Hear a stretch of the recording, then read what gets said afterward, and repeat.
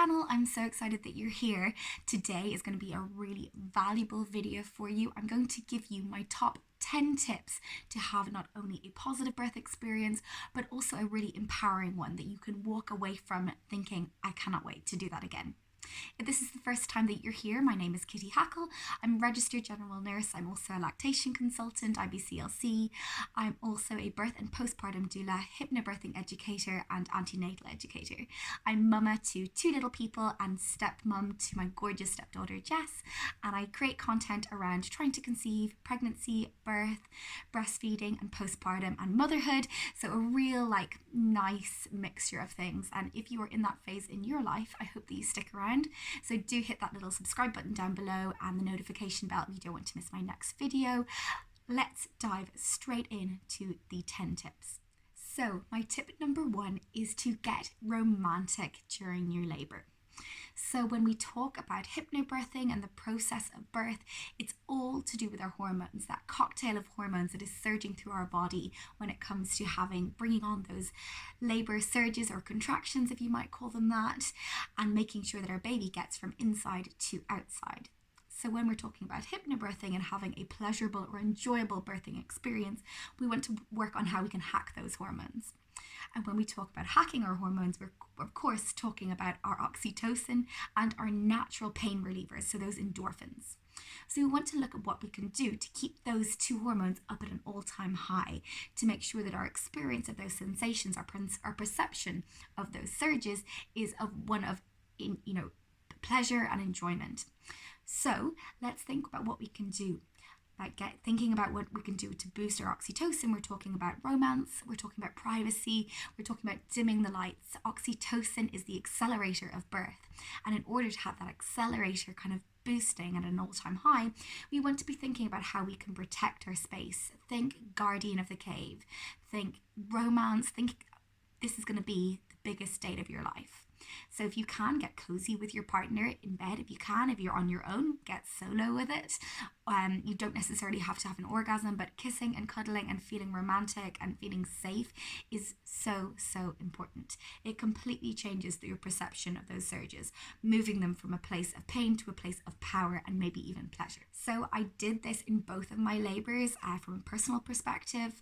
I actually took time to kind of gently boot anyone else who was at the birth, so including my birth photographer, including my midwives, out of our birth space at a point during our labor where things had slowed down, and then also later on where things had become quite intense, and it was just myself and my partner in the space. And I remember looking into his eyes as he was holding me through this really intense experience and just being like, oh my gosh, you're so sexy, and really just leaning into that feeling. And it completely changed my view on things. In fact, things really ramped up and took off from there. Equally with a lot of my clients, we often see a sort of a lull in those sensations, in those surges, in those waves as we reach the hospital environment, if you're planning on having your baby in hospital. And the reason for that is that our bodies cannot tell the difference between a lion coming into our cave and it no longer being a safe place to birth our babies, and those bright, harsh hospital lights, that barrage of questions you get as you come in the door, and the new faces. So what we need to do is we need to remind our body that you are safe and you are okay. So coming back to our oxytocin, coming back to how can we get that privacy back. And really, when we're talking about privacy, we're talking about intimacy, we're talking about removing some of those eyes. Maybe it's a little sign on the door that just says, please knock first before entering, if they're going to be doing their hospital rounds. Maybe it's just a case of, I'm going to go into the loo and I'm going to turn off the lights, and I'm going to close the door behind me, and I'm going to put on my hypnobirthing audios, and I'm going to just get into that birthing bubble again.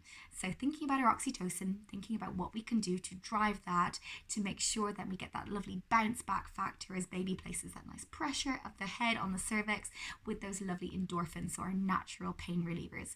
So we want to think romance, and we want to think intimacy. So I cannot talk about the topic of intimacy in labour without mentioning a fantastic book that I actually only got a chance to read during my 2nd pregnancy, and that is Orgasmic Birth. And I will make sure and leave the link to that book down below in the cards. But do give it a read, and do let me know if you flick the bean or if you have a chance to get intimate during your labour. Did it change things for you?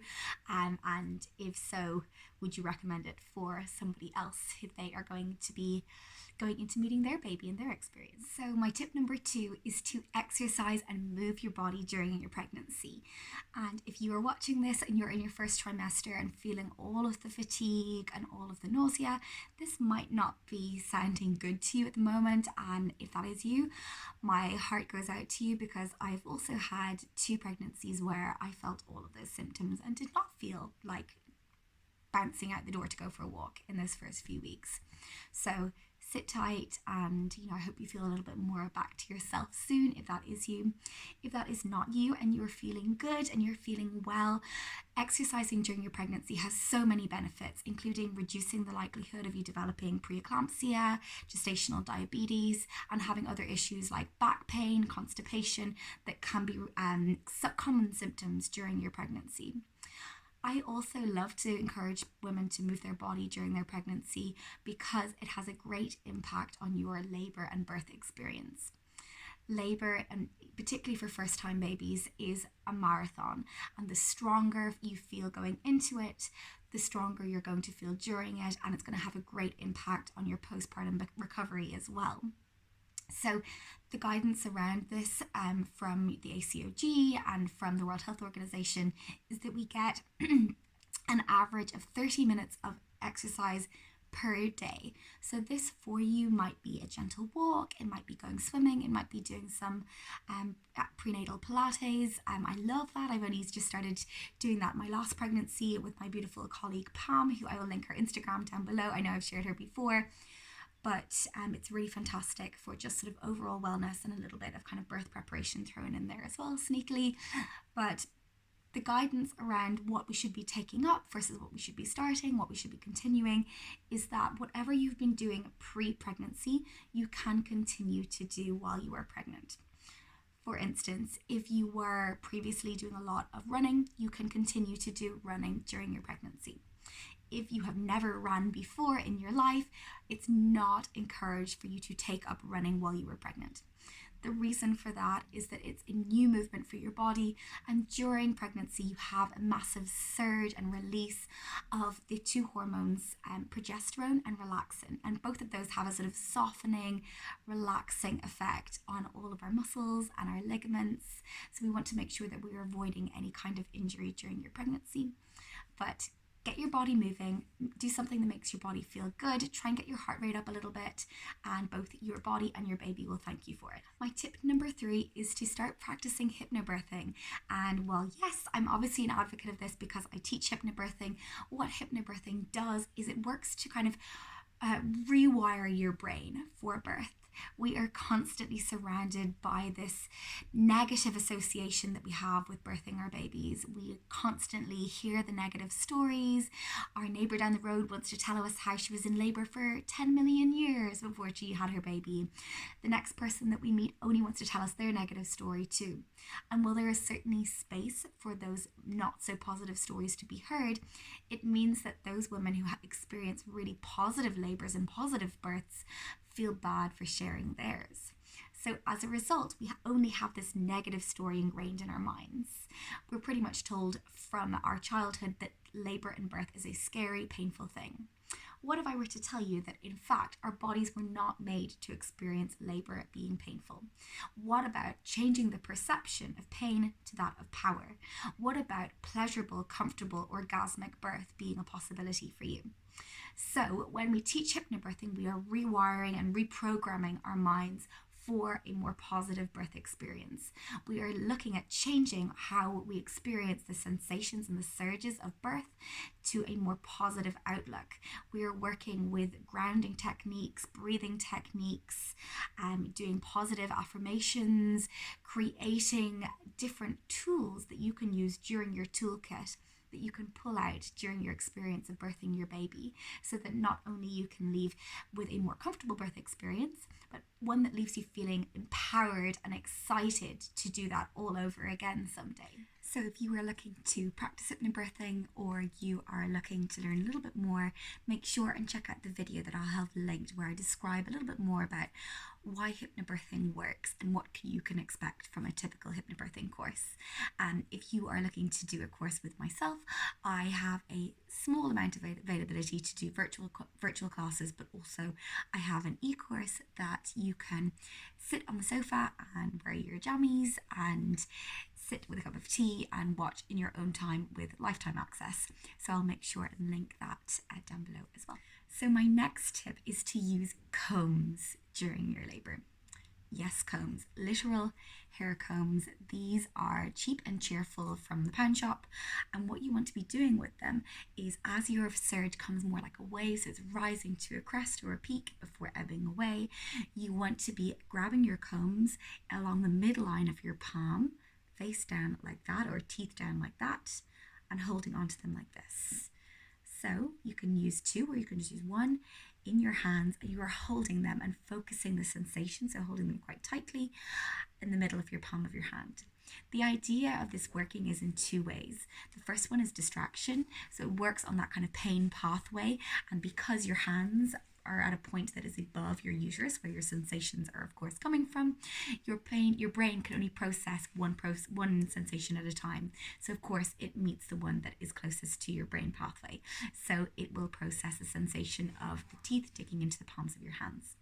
The other reason that these work really nicely is that you are working along a really powerful acupressure point here. So you're getting that double whammy of the acupressure, the distraction, and the fact that you're interfering with that pain pathway.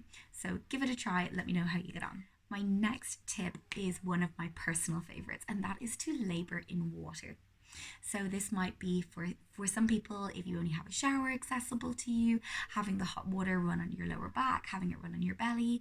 It might just be getting a hot water bottle and using the heat from that to get some of the benefits.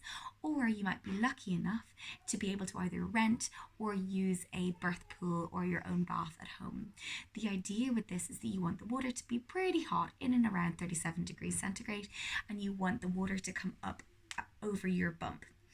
With this, we have found fantastic outcomes, not only for the increased rate of maternal satisfaction with their birth outcomes, but also increased relaxation. You're relaxing all of those muscles. You're getting that feeling of lightness and buoyancy in the water. Huge reduction in the sensation of your surges as being not being quite as intense, but also you're getting the added benefit with all of those other lovely things with having a reduction in the likelihood of you having any tearing. So I always encourage my clients to get into water at some point during their labor, even just to get that added little benefit. My next tip is something that might not suit everybody, and that is to eat 6 dates a day as you come up on meeting your baby. This is something that I practiced in both my pregnancies, and it might sound a bit silly, but actually there's a huge amount of evidence to back this one up. Again, I'll leave some of the articles down below to give you a little bit of an idea of why this works.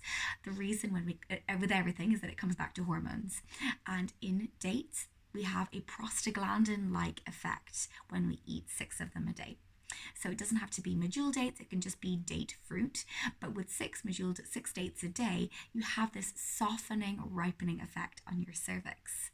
So not only are dates jammers with all sorts of gorgeous nutrient-rich sustenance for you, and they're a great way kind of to pick me up with a little bit of natural sugar and fiber and all of those lovely things, but it has that softening, ripening effect on your cervix. So when we think about what our cervix has to do for a baby to come down and through the cervix, it has to soften, it has to ripen, and it has to open and come back behind baby's head.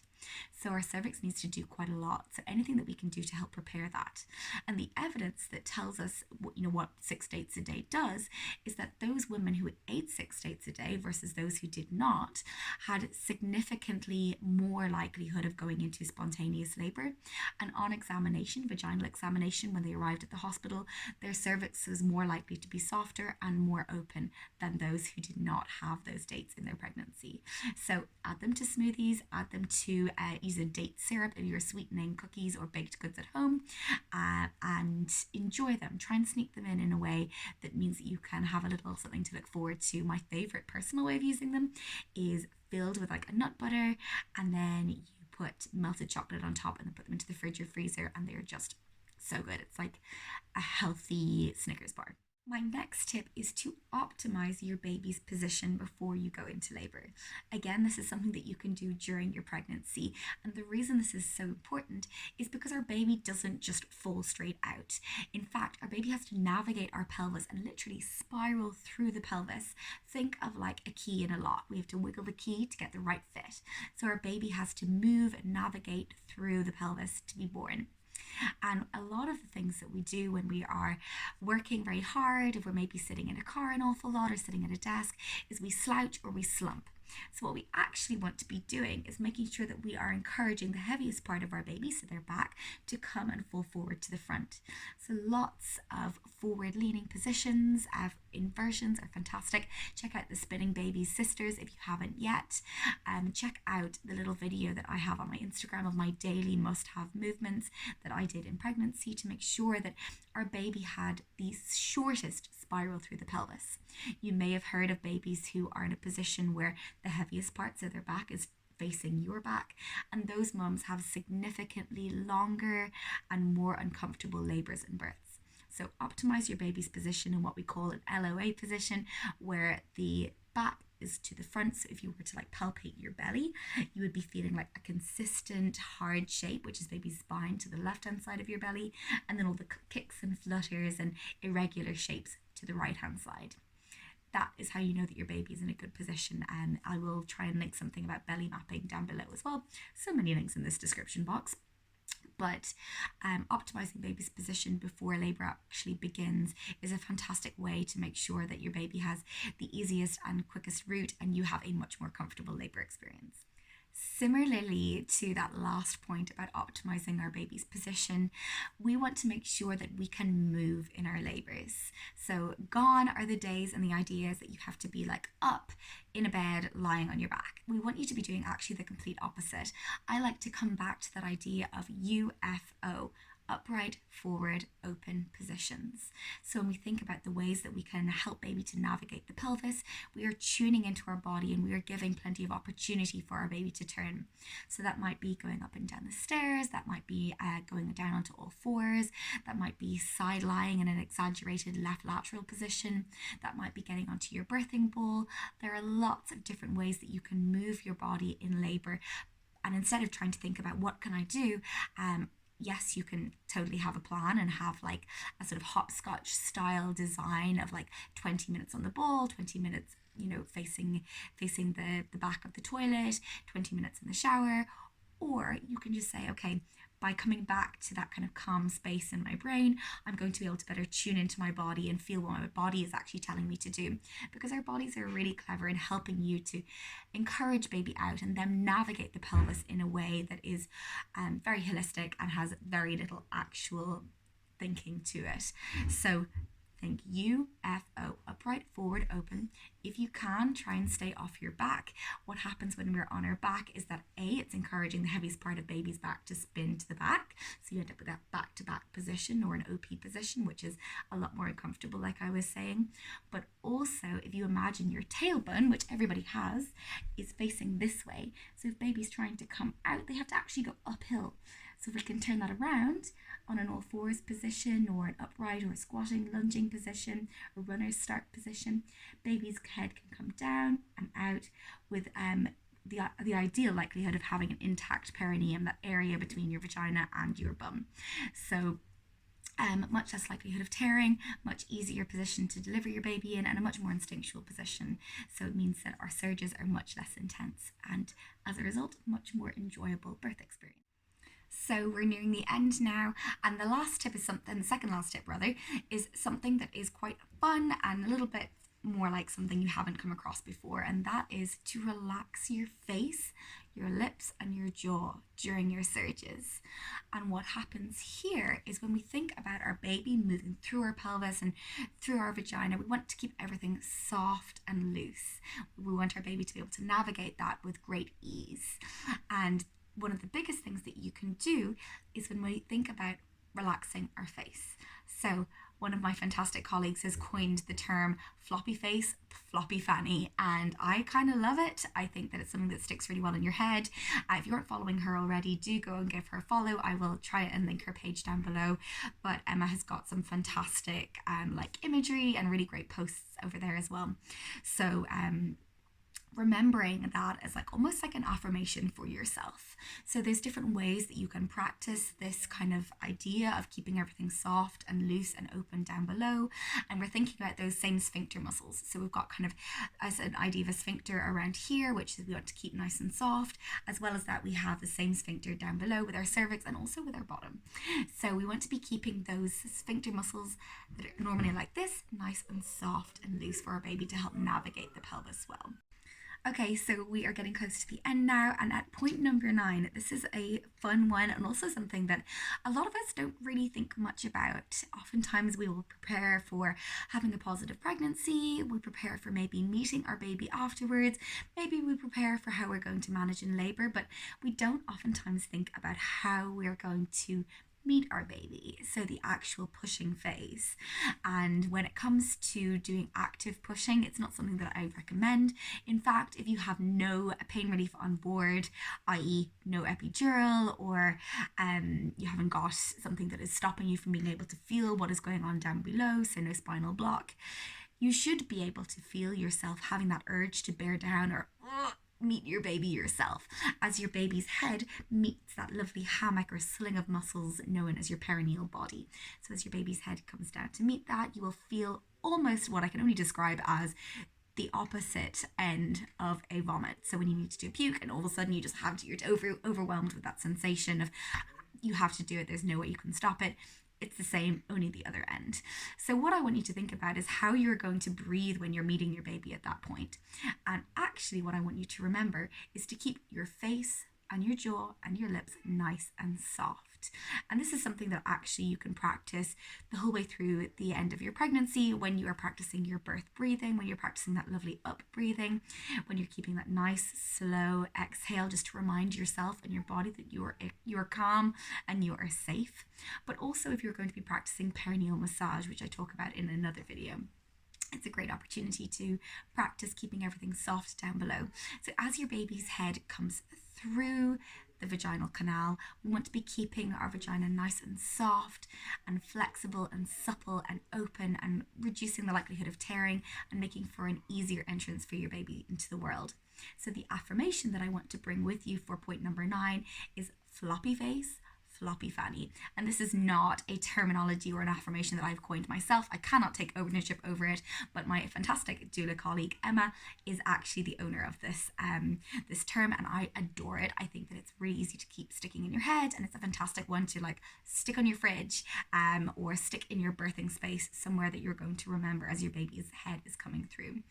And floppy face, floppy fanny works on the idea that we have several of these little sphincter muscles that are normally kind of tight and closed throughout our body, and by keeping a floppy face, we are reminding the other sphincter in our body, so our vagina, that opening where our baby is going to come through, to also stay soft. You can remind yourself to do this with your breathing. You might have the affirmation right in front of you. You might be using the tool of visualization and imagery. So you might have maybe the idea of a flower opening and blossoming. You might be thinking of something else that reminds you to be soft and open. You might have your partner, your birthing, the birthing partner, your chosen birth partner, whether it's your doula or your midwife, reminding you, whispering in your ear to keep everything soft. But it's a fantastic, or you might know the other idea, didn't even think of mentioning this, is sound. So using moaning, using soft sounds, soft low sounds, so alming sounds or oohs, those sounds compared to like a ee, which reminds us to keep everything tight and closed, can encourage us and to open our body up and to make space for our baby to come through in a gentle transition. So low, soft ums, moos, oohs can be practiced during your pregnancy. I would encourage you to also sing during your labor if you are someone who that naturally comes to, just to go with it. If none of those sound like something that you want to be doing, you can also do that kind of horse lips idea, something coined by Ina May Gaskin, which is also a fantastic book that you guys need to read if you just want to get some ideas about positive, empowering birthing stories. I will also leave that linked down below. So she coined this term of horse lips, which is literally and in doing that, what you're doing is you're softening up any tension here, and it's stopping you from actually clenching your teeth, clenching your lips, clenching your jaw. So we're telling our body that it's not pain, it's not that perception of pain that we want to be feeling. It's the sensation of power, of softness, of gentleness, and it's a nice way to kind of remind your body to have that softness down below too. So floppy face, floppy fanny. And the final tip then is something that I'm going to be putting to you guys. So it is a question that I want you to ask yourself when you are preparing to meet your baby, and if you are hoping to have a pain-free, orgasmic, ecstatic, empowering, positive birth story. And if you are looking to birth in a way that is free of pain relief, it's something that I want you to think about from now, and that is finding your why. So putting that question back to yourself and thinking about, what is the reason that I want to pursue meeting my baby in this way? Is it because I want to, I know that there's a link between pain relief and going down that cascade of intervention, and that's something that I want to avoid? Is it because I want to be able to feel every sensation as my baby is moving through my body? Is it because I know that my great-great-grandmother can do it and so can I, and I also want to experience that and add to that maternal lineage of having pain relief-free births or physiological births? Having that a little think and thinking about that question can help add to that fuel, that fire within, that motivation to have the birth that you are really hoping for. So take some time today and have a little think about what exactly that means to you. I hope you've enjoyed this video. I know there's quite a few tips in here, and I hope you've learned something new today. And let me know what your top tip for having a pain-free birth is down below.